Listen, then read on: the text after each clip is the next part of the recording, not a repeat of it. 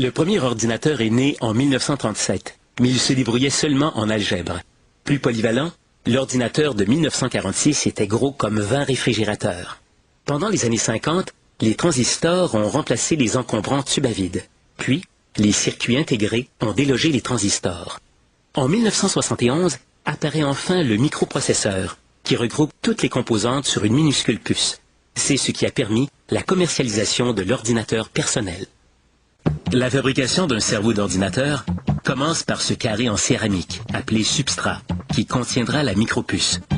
Une machine enduit la surface du substrat d'un produit chimique qui le rend collant.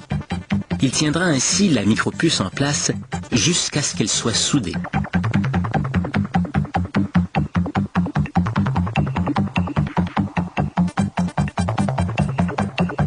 Lorsque les micropuces arrivent à l'usine, tous leurs circuits sont déjà en place.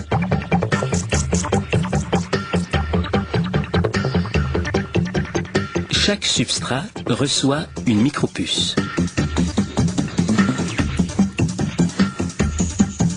Une lumière infrarouge guide la machine pour que la puce se retrouve à un endroit bien précis.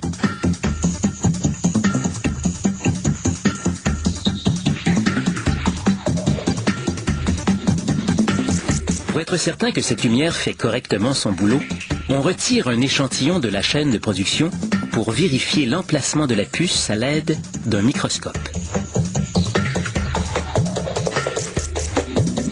Les 365 degrés Celsius du four à souder feront fondre de petites gouttes d'étain qui se trouvent sur la puce afin de bien la fixer sur le substrat. On se prépare ensuite à souder une capsule d'aluminium sur chaque micropuce. Cette capsule aura deux fonctions: protéger la puce et dissiper la chaleur qu'elle génère.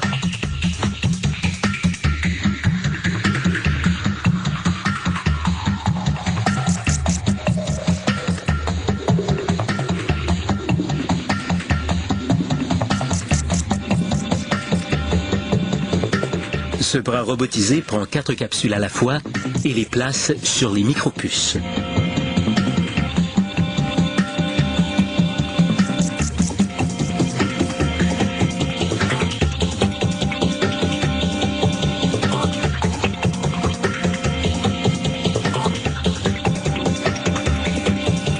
Direction le four à souder qui les chauffera à 150 degrés Celsius pendant environ 1 heure.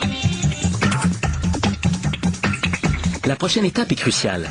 Elle permet de créer les connexions qui relieront le microprocesseur à la carte électronique de l'ordinateur.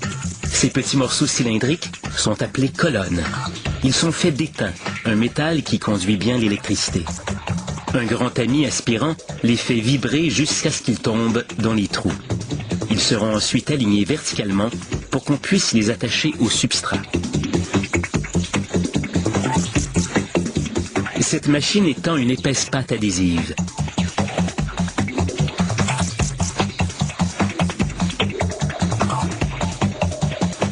Puis, elle y attache les colonnes verticales par-dessous.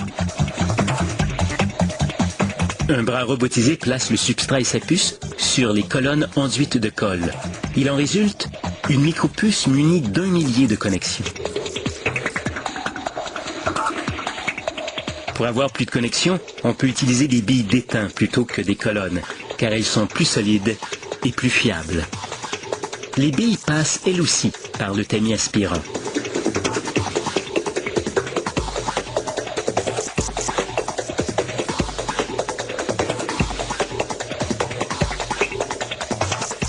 Mais plutôt que de les enduire de colle, on utilisera le même produit chimique qui a servi à placer la micropuce sur le substrat.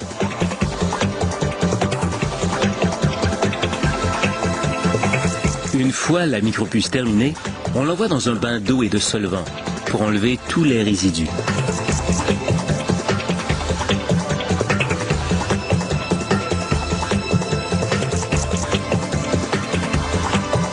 Dernier arrêt, un petit séjour de 12 heures dans un four chauffé à 140 degrés Celsius.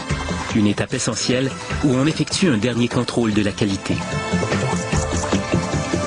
Le microprocesseur quittera ensuite l'endroit qu'il a vu naître pour une autre usine. Il sera alors soudé sur une carte électronique pour finalement se retrouver dans un ordinateur.